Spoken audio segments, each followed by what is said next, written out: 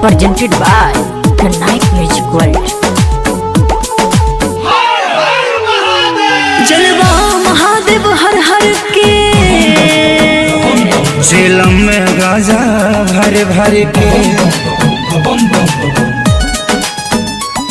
जलवा महादेव हर हर के झेलम में गाजा भर भर के खाके भंगिया के गोला मरता वाला हुआ भोला नीला नीला गगन ये हुआ है